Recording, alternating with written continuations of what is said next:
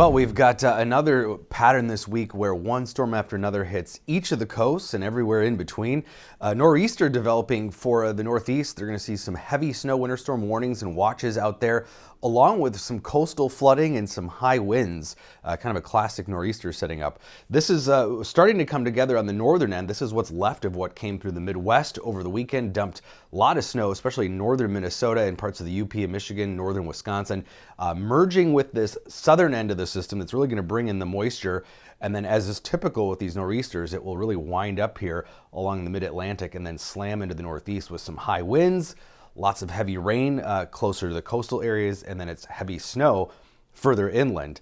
And they're really going to get quite a bit. We're talking over a foot for a lot of places further inland, maybe up to 2 feet in parts of upstate New York, parts of New Hampshire, Vermont, western Connecticut.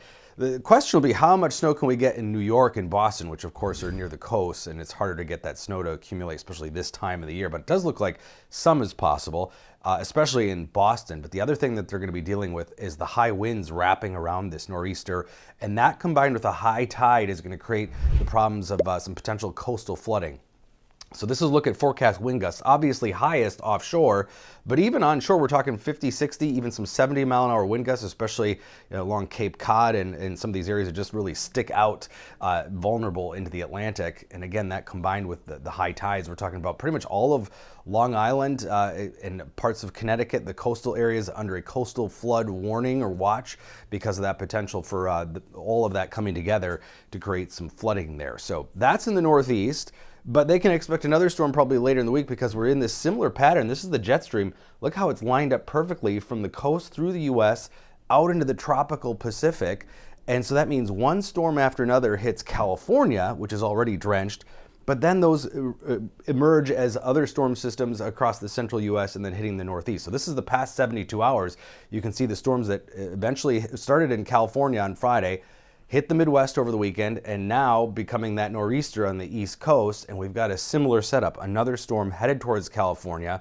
Bit of a break today, though there are still showers along the northern coast of California today, but this big blob of clouds is not good. This is another atmospheric river, a huge area of moisture that was just north of Hawaii over the weekend, pushing into California as we head into tonight and tomorrow. And look at how this just really extends.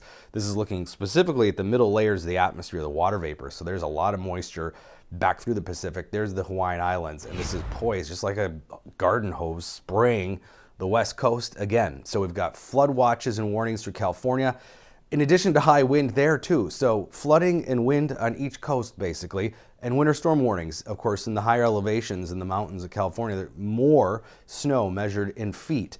These are wind gusts. We're looking at probably 40 to 50, some 60-mile-an-hour gusts in some of the mountains, so not as strong as what we're seeing with that nor'easter, but the combination of high winds with saturated ground is a recipe for downed trees and potential issues there.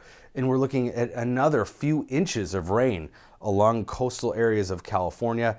And of course it will fall as snow, but liquid equivalent of a few inches of water as well. The mountain's just really efficient at draining the moisture out as that Pacific air just hits the mountains. So we're talking again about 2 to 4 feet of snow potentially in the Sierra Nevada, on top of course, all the snow that they've been having here lately. And then this storm moves across the Rockies and reemerges as another storm system for the central U.S. This could be another big snow producer for the upper Midwest and severe weather on the southern end of the storm. So classic spring storm, and then eventually it does head to the East Coast by later in the week. So we're looking at day 4 here. This is Thursday from the Storm Prediction Center. This is an area that they're watching for potential severe weather. Not categorizing it just yet, still several days away, but it does look as though that things could come together for a severe weather outbreak there on Thursday. So another active week across the country.